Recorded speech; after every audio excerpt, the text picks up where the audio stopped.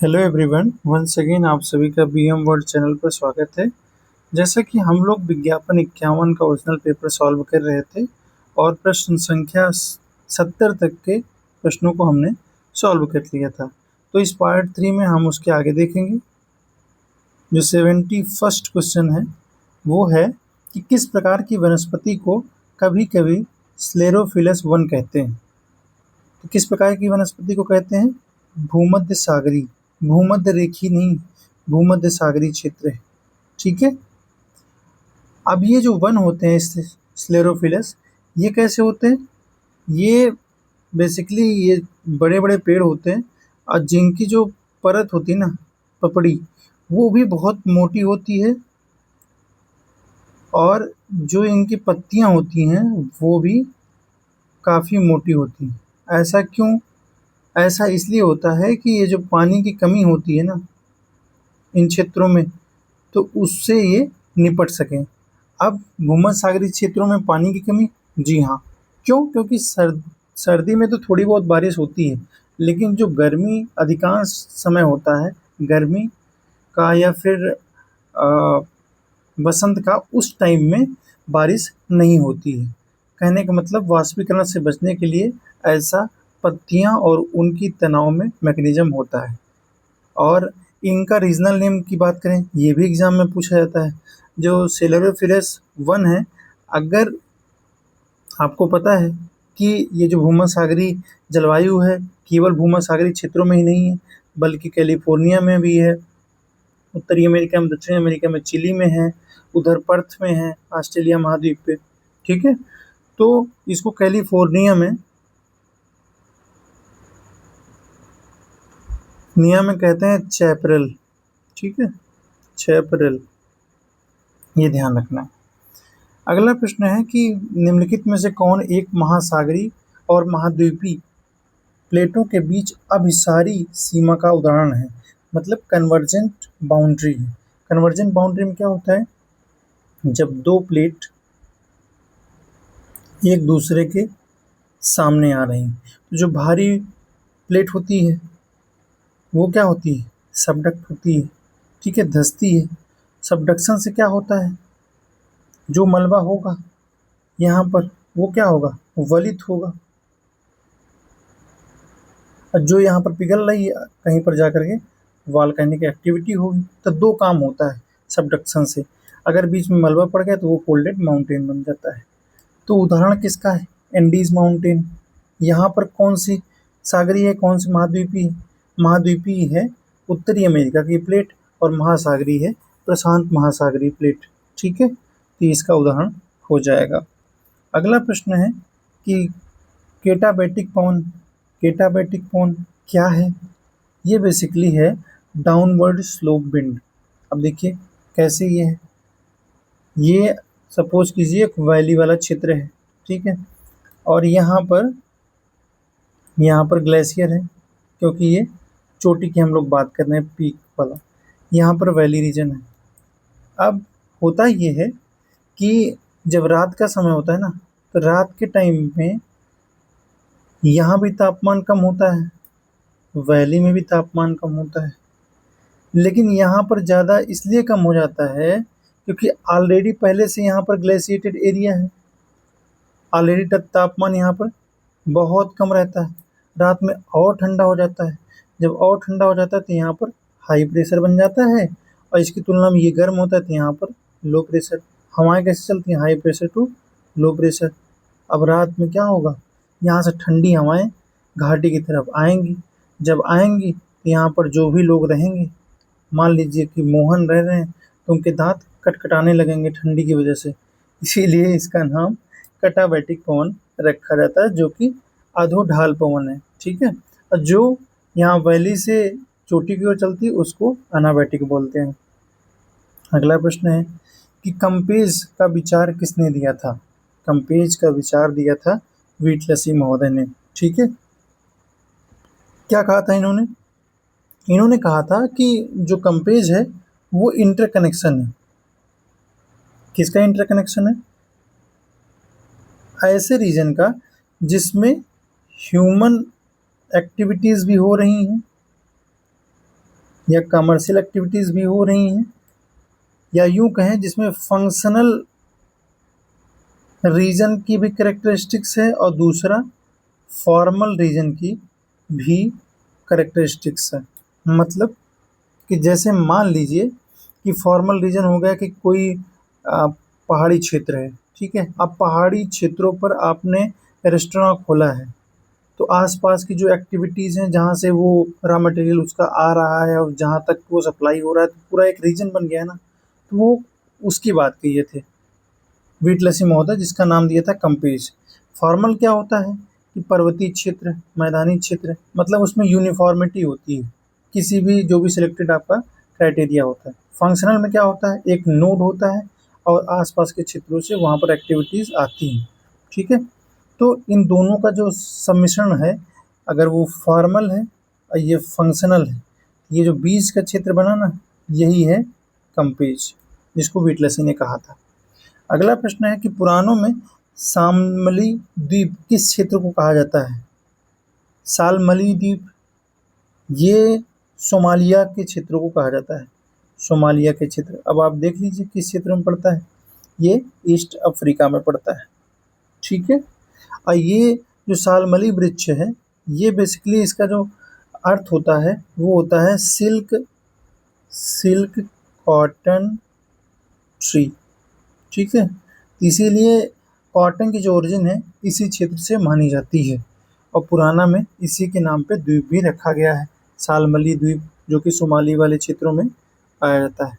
भारत में जो जिक्र किया गया है भारत को जिस रीजन के नाम से पुराना में, वो क्या है बताइएगा आप लोग कमेंट करके, ठीक है। अगला प्रश्न है कि मध्यमंडल वह परत है जहाँ उल्काएं पृथ्वी के वायुमंडल में प्रवेश करने पर जल जाती, ठीक है, मतलब बर्न हो जाती हैं। मध्यमंडल में ग्रीन हाउस गैसों की उच्च सांद्रता है, ये क्वेश्चन मार्क है। ये तो बात सही है। क्यों? क्योंकि जब उल्का पिंड आता है तो आपको पता है कि हमारा एटमॉस्फेयर कई मंडलों में है, कई लेयर में है, ठीक है। अलग अलग लेयर का अपना कंपोजिशन है और इतना बड़ा स्ट्रेच है एटमॉस्फेयर का, लगभग 1000 किलोमीटर तक तो हमारा वायुमंडल ही है, राइट। तो जब वो उल्कापिंड आते हैं तो जो भी यहाँ पर डस्ट वगैरह रहती है, जो भी गैस वगैरह रहती है, तो उनसे इनका फ्रिक्शन होता है। जब फ्रिक्शन होता है तो क्या होता है, उनमें आग लग जाती है और वे मध्यमंडल तक आते आते जल जाते हैं। वही कह रहा है कि मेसोस्फियर में क्या उल्कापिंड बर्न होते हैं, बिल्कुल सही बात है। और जब ये बर्न होते हैं तो इनका जो शेष बचा हुआ भाग होता है धूल के रूप में, एक जगह पर जब इकट्ठा हो जाता है तो इसी को बोलते हैं नॉक्टिल्यूसेंट क्लाउड, राइट। ये भी एग्जाम में पूछा जाता है। तो पहला ऑप्शन तो कथन तो सही है। कारण में क्या कह रहा है कि मध्यमंडल में ग्रीन हाउस गैसों की उच्च सांद्रता होती है। नहीं, ऐसा नहीं है, वहाँ पर गैसों का ऐसा कंसंट्रेशन नहीं पाया जाता है, क्योंकि वो 50 किलोमीटर की ऊंचाई के ऊपर का क्षेत्र है जहाँ पर बहुत ही ट्रेस गैसेस मिलती हैं, ठीक है। तो ऐसा कोई ग्रीन हाउस गैस का वहाँ नहीं मिलती। तो क्या हो जाएगा यहाँ पर, ऑप्शन नंबर सी सही हो जाएगा। ये सत्य है परंतु आर गलत है, रीजन गलत है। अगला प्रश्न है कि जेटी हैक ने भूआकृतिक विज्ञान में गतिकीय संतुलन की अवधारणा प्रस्तुत की, ठीक है। गतिकीय संतुलन अभी हम देखेंगे क्या होता है।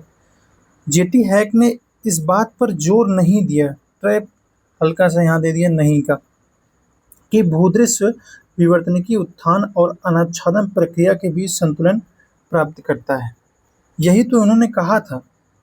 क्या कहा था कि जो लैंडस्केप होते हैं ना, उनमें जो बैलेंस बनता है, वो जो बैलेंस है, अगर आप इधर अपलिफ्टमेंट रखें और इधर डिनोडेशन रखें, ठीक है, तो ये यहाँ पर बैलेंस बनाने का प्रयास करती है प्रकृति, कि जितना उत्थान होगा उतना यहाँ अपर्दन या और आच्छादन हो करके वो प्लेन हो जाएगा। इसी को जेटी हैक ने कहा था। तो जो दूसरा कारण कह रहा है कि इस बात पर जोर नहीं दिया, बल्कि इन्होंने जोर दिया था, इसलिए आर गलत हो जाएगा। और कथन तो सही है। ठीक है, तो ऑप्शन नंबर सी यहाँ पर आपका सही हो जाएगा पुनः। ठीक है, अगला प्रश्न है, कह रहा है अगेन कथन और कारण का है। कह रहा है Aleutian island are the site of volcanic eruption. बिल्कुल सही बात है। Convergent plate margin are the site of volcanic eruption. बिल्कुल सही बात है। क्यों? क्योंकि जो एल्यूसियन आइलैंड है, अगर आपने देखा हो तो जब आप अलास्का बनाएंगे ना, तो यही वाला तो एल्यूसियन आइलैंड है। तो यहाँ पर जो प्रशांत महासागर है, ठीक है, यहाँ की जो प्लेट है, यहाँ पर क्या हो रहा है, कन्वर्जेंस हो रहा है।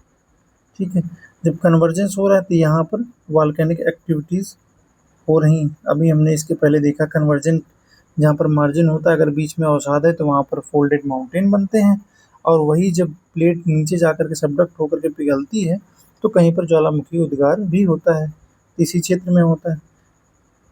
तो ये तो बात सही है, और बाउंड्री भी है इसकी कन्वर्जन प्लेट की, तो एक दूसरे की व्याख्या भी कर रहे हैं, तो ऑप्शन नंबर ए आपका यहाँ सही हो जाएगा। अगला प्रश्न है कि remote sensing can be use to study change in the land cover. बिल्कुल, क्योंकि रिमोट सेंसिंग क्या करता है, एक ऐसा डिवाइस है जो बेसिकली बिना किसी ऑब्जेक्ट को टच किए हुए उसकी प्रॉपर्टीज़ को कैच करने का प्रयास करता है। तो ऐसा कौन कर सकता है, वो कर सकता है सेटेलाइट, राइट। अब सेटेलाइट क्या करते हैं, सेटेलाइट यहाँ से रिफ्लेक्टेंस जो जाती है, यहाँ पर सन है, कोई भी ऑब्जेक्ट है, कोई भी बिल्डिंग है, तो यहाँ से जो रिफ्लेक्टेंस जाती है इसी को कैप्चर करता है, और इसी के बेसिस पे सिग्नेचर बना करके, मतलब किसका सिग्नेचर, जो भी ऑब्जेक्ट है सिग्नेचर बना करके जो वहाँ का डेटा सेंटर होता है उसको देता है, तो एक डेटा प्राप्त होता है, उसी के जरिए लैंड कवर लैंड यूज हमको पता चल जाता है। दूसरा ऑप्शन क्या कह रहा है, remote sensing does not provide a synoptic view of large area of earth surface. नहीं, ये गलत है। क्यों? क्योंकि रिमोट सेंसिंग तो बेसिकली सिनेप्टिक व्यू तो देता है। क्यों? क्योंकि जो सेटेलाइट होती हैं, सेटेलाइट में बेसिकली क्या करती हैं, इसमें जो सेंसर होता है ना, यहाँ पर सेंसर दो तरह का होता है, एक होता है एक्टिव, एक होता है पैसिव।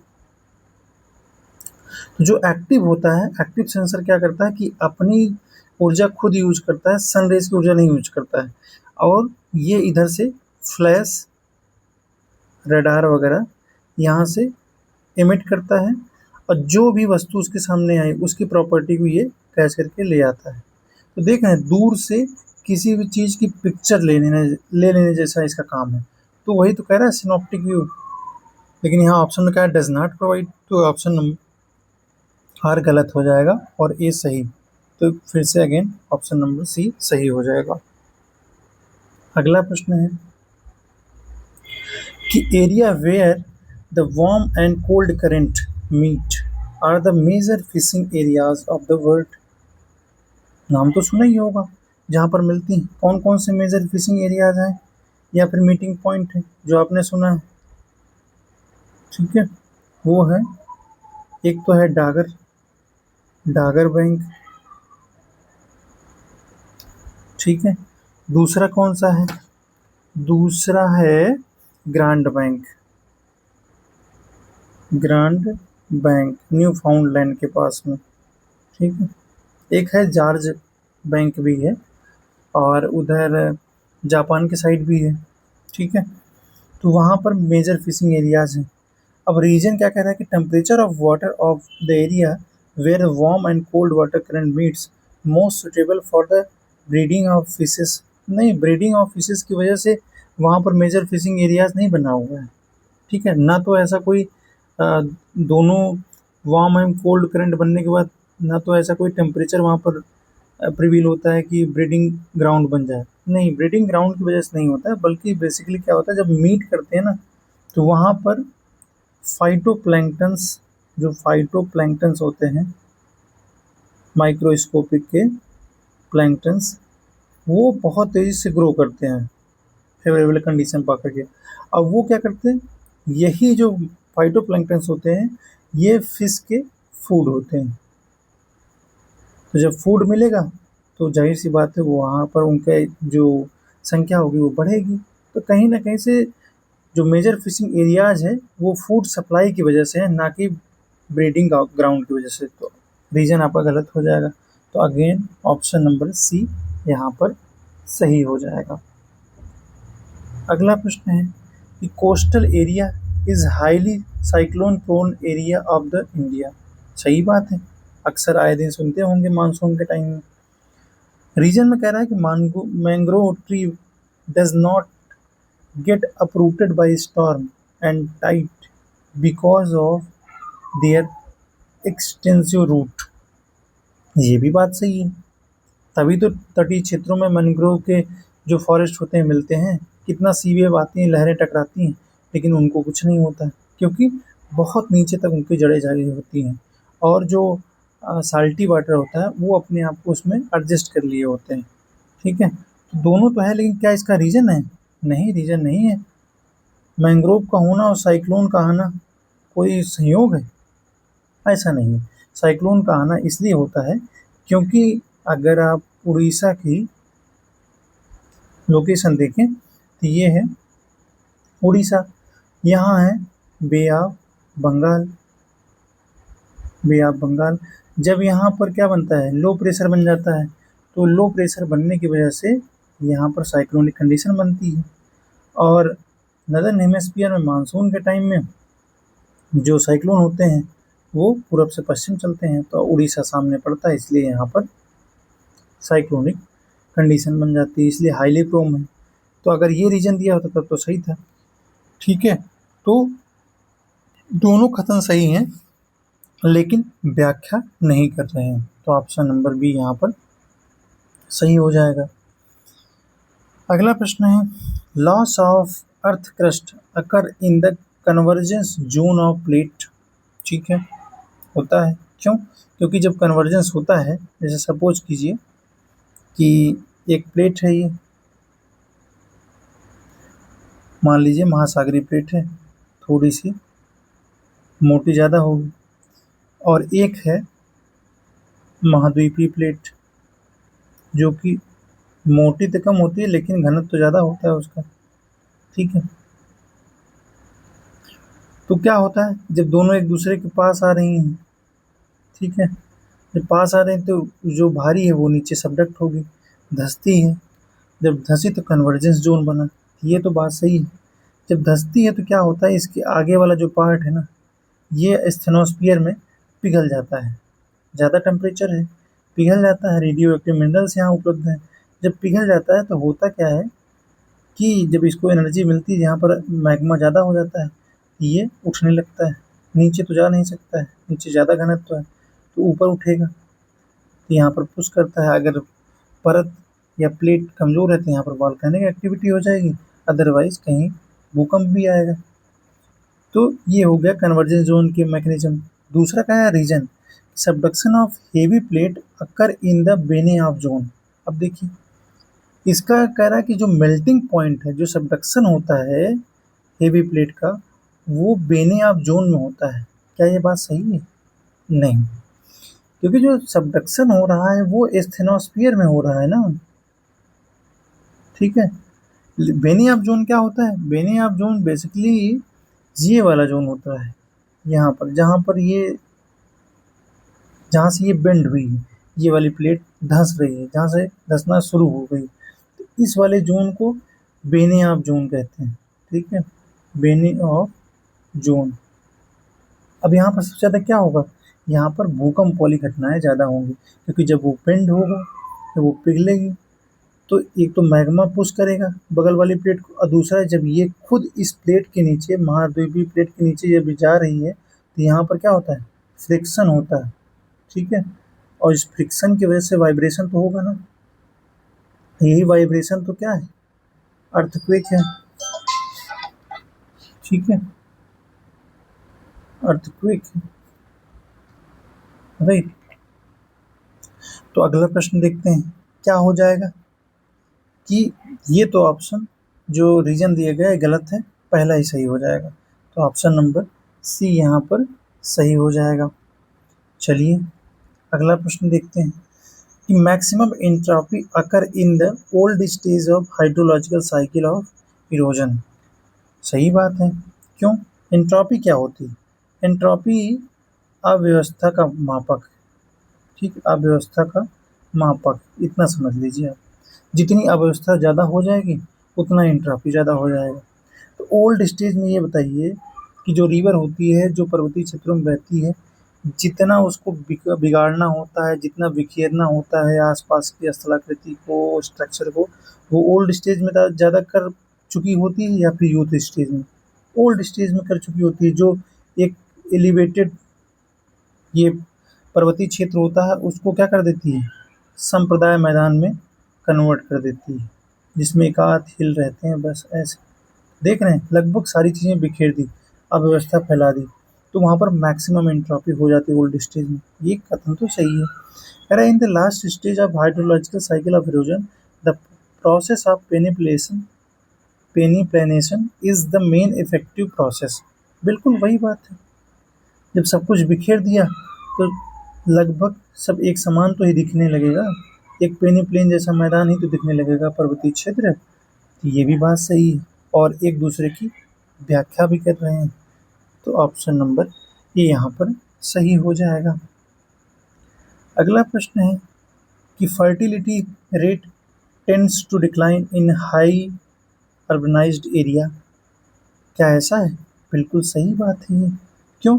क्योंकि जो डेमोग्राफिक ट्रांजिशन थियरी है, मॉडल था, उसमें क्या कहा था उन्होंने कहा था कि जब कोई भी समाज है, ठीक है, वो उसकी स्टार्टिंग एग्रीकल्चरल सोसाइटी से उन्होंने बताई थी, और इसमें उन्होंने कहा था कि बर्थ रेट भी ज़्यादा रहेगी, डेथ रेट भी ज़्यादा रहेगी। बर्थ रेट मतलब फर्टिलिटी रेट, वही चीज़ है, ठीक है। और जैसे जैसे वो डेवलप होती है, ठीक है, डेवलप सोसाइटी बनती है, तो वहाँ पर क्या होता है, जो बर्थ रेट होती है वो भी कम हो जाती है, डेथ रेट भी बहुत कम हो जाती है, ठीक है। देख रहे हो दुर्गेश भाई आ रहे हैं, लगातार अपना काम कर रहे हैं। चलो भाई, डीओजी साहब चले गए हैं, ठीक है। तो देखते हैं। कहने का मतलब जो डेमोग्राफिक ट्रांजिशन थ्योरी थी वो कही थी कि शुरुआत में जब कोई भी सोसाइटी होती तो उसमें बर्थ रेट और डेथ रेट दोनों ज़्यादा होती है, लेकिन जैसे जैसे वो डेवलप होती है, डेवलप होने के इन द सेंस कि जैसे जैसे एजुकेशन, अवेयरनेस वो बढ़ता है, फैसिलिटीज़ बढ़ती हैं, ठीक है, डिजीज़ से लड़ने के लिए, तो जैसे जैसे बढ़ते हैं वैसे वैसे डेवलप होता है, तो ये दोनों चीज़ें कम होती हैं। तो वही यहाँ पर कह रहा है। तो असर्शन तो सही है। रीज़न देख लेते हैं। Urbanization provides better access to education, employment opportunities specially for the women, ठीक है। ये भी सही है और एक दूसरे की व्याख्या भी कर रहा है। अगला प्रश्न है आज का लास्ट प्रश्न, 85 क्वेश्चन नंबर है। कह रहा है कि Antarctica is always covered by snow but receive less than 8 centimetre of annual precipitation. ये मोस्ट इम्पॉर्टेंट है। कह रहा है कि Antarctica is always covered by snow. ये बात सही है, लेकिन ऐसा क्यों? ऐसा इसलिए है क्योंकि वहाँ पर जो तापमान है ना वो बहुत कम है, और जब तापमान कम है और साथ ही साथ वाष्पीकरण भी इसी की वजह से कम होगा। क्यों? क्योंकि वाष्पीकरण के लिए तापमान का ज़्यादा होना भी ज़रूरी है। जब ये दोनों कम है तो जाहिर सी बात है जो मेल्टिंग होगी, मेल्टिंग ऑफ आइस, वो भी कम होगी, ठीक है। जब वो कम होगी तो आप बताइए अगर थोड़ी भी बारिश हुई तो वो बर्फ़ के रूप में कन्वर्ट हो जाए कि नहीं हो जाएगी? और जब बर्फ़ बन रही है लगातार, मेल्ट नहीं हो रही, तो वहाँ पर जो स्नो की चादर होगी वो मोटी होती चली नहीं जाएगी, चली जाएगी। मतलब जो अंटार्कटिका में बर्फ़ होगी वो भले ही रेनफॉल कम हो रही है, लेकिन उसकी जो बर्फ़ की चादर है लगभग साल बदर साल वो मोटी होती ही रहेगी। अब वो बात अलग है कि हाँ पिघल रही है ग्लोबल वार्मिंग की वजह से, लेकिन यहाँ पर क्वेश्चन के हिसाब से ये असर्शन तो सही है। दूसरा कह रहा है कि speedy winds constantly blow in the Antarctica. ये भी बात सही है। ठीक है, क्यों सही है? क्योंकि आपने पढ़ा होगा जो पोलर स्टर्ली विंड वो बहुत तेज़ी से फ्लो करती हैं। ठीक है, लेकिन क्या एक दूसरे की व्याख्या कर रहा है क्या? नहीं, क्योंकि यहाँ पर बात कर रहा है कि जो अंटार्कटिका में स्नो है वो इतनी मोटी क्यों है, ऑलवेज कवर क्यों रहती है, टेम्परेचर से जोड़ रहा है और दूसरा विंड से यहाँ पर लेके आ रहा है, तो इसका कोई रिलेशन नहीं दिख रहा है। दोनों कथन तो सही हैं लेकिन एक दूसरे की व्याख्या नहीं कर रहे हैं, तो ऑप्शन नंबर बी सही हो जाएगा यहाँ पर। तो इस पार्ट के लिए इतना ही। नेक्स्ट पार्ट में हम लोग इस पेपर को ख़त्म करेंगे। Thank you to all.